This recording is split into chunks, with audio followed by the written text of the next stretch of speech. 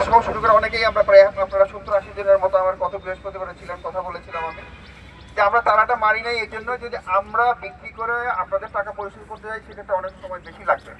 আমরা চাই না আপনারা সেই কষ্টের মধ্যে পড়েন, ঠিক আছে? আমরা এখনো সর্বশেষ যেটা চেষ্টা সেটা মালিক যেহেতু সময় নিয়েছেন উনি আরো 15 দিন লে অফ দেওয়া মানে আপনার বেতন আছে, কম পাচ্ছেন না কিন্তু আপনি তো চাকরিতে আছেন, বেতনও আছে। এর মধ্যে যদি উনি ভালো কারো কাছে বিক্রি করতে পারে আপনাদের ওয়ার্কার সহ তাহলে ফ্যাক্টরি চালু হবে। যদি ভালো কারো কাছে বিক্রি করতে মানে ওয়ার্কার ছাড়া তাহলে তারা আপনাদের টাকা পয়সা দেওয়ার পরেই ফ্যাক্টরির মালিকানা বদল হবে, ঠিক আছে? একটু সবাইকে ধৈর্য ধরতে হবে এবং প্রতিদিন আমি আপনাদের সাথে এসে কথা বলতে পারবো না, কারণ আমার তো আরো 143টা কোম্পানি আছে। এই একটা কোম্পানির মালিকের ব্যর্থতা, ম্যানেজমেন্টের ব্যর্থতা, ম্যানেজমেন্টের উদাসীনতা আপনি জানেন। আপনাদের কোনো লোক আজ পর্যন্ত আসছে এখানে ফ্যাক্টরিতে?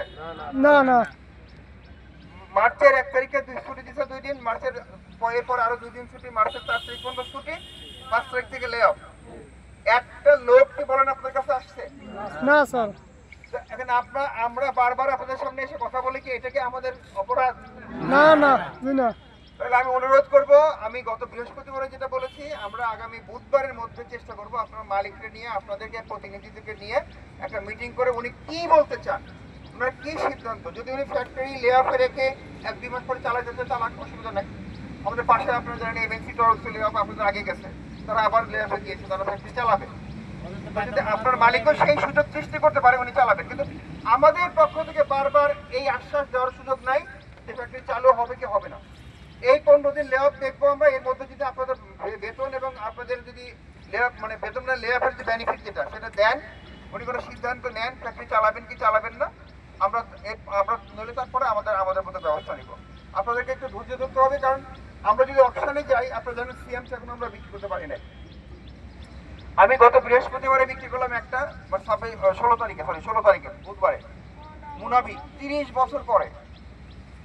তো সেই মুনাভি মানে আমরা চাই না, এটা আমাদের জন্য একদম রেয়ার, এরকম কখনো হয় নাই, কারণ অনেক ফ্যাক্টরিতে আমরা বিক্রি করে ভাই বোনদের টাকা দিয়েছি। আমরা আবারও বলি আপনাকে, মানে সরকারের সিদ্ধান্ত গেজেট আকারে ফ্যাক্টরি যদি আমি ম্যাজিস্ট্রেট নিয়ে এসে কাস্টমস নিয়ে এসে যখন যেদিন তালা দিব ওই দিন থেকে আমার জিম্মায় থাকবে।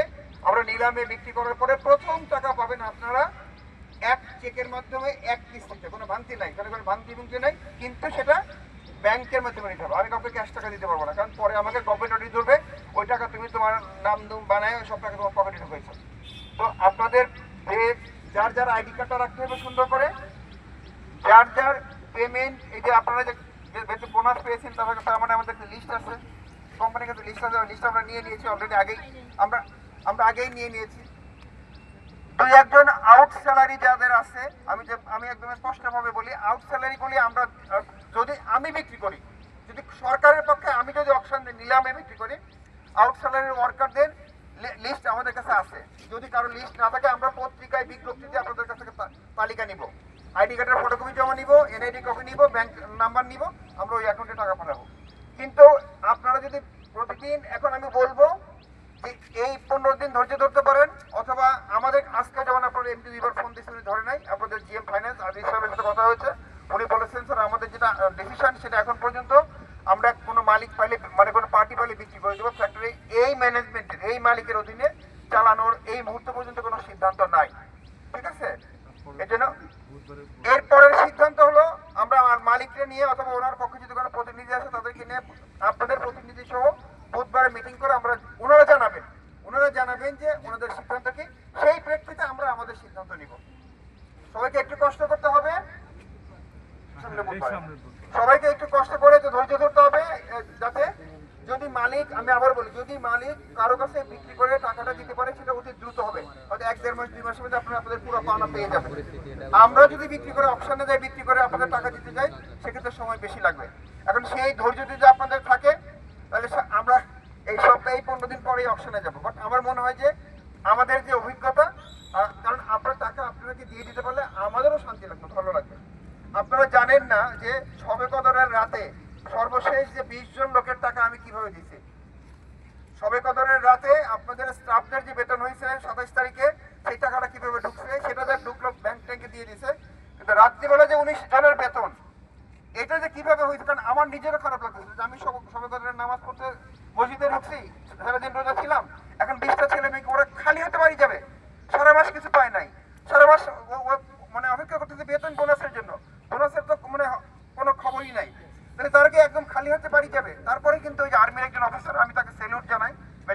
মেজর ইমরান, আমার 2 অ্যাসিস্ট্যান্ট ডিরেক্টর, আমাদের আইআর এর 2 জন স্যার, ওনারা সেই আমাদের 1.5 ঘন্টা দেরি করাইছে যে তারা টাকা নিয়ে আসবে। ওর বলে না স্যার আমার লোক সাহস পাচ্ছে না ওখানে টাকা নিয়ে যেতে।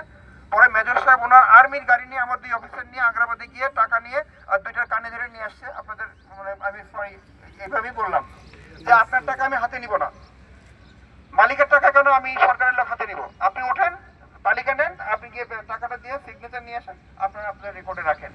তো এই জন্য আমাদের আন্তরিকতার ভাইরা বোনেরা কম নাই, আমরা চেষ্টা করতেছি, বাট তারপরেও আমি দুঃখিত যে তোমাদেরকে মানে এমন একটা সিচুয়েশনে তোমরা পড়ছো যে যেটা পড়া উচিত না, যেটা পড়া উচিত না। কারণ তোমরা কষ্টে কষ্ট কাজ করছো, যদিও মার্চ মাসে একদিনও তোমাদের প্রোডাকশন হয় নাই, ফেব্রুয়ারি মাসের অনেকদিন প্রোডাকশন হয় নাই, কিন্তু মালিক তো যদি পাওনা দিয়ে বিদায় দিত তাহলে তো কোনো কথা ছিল না।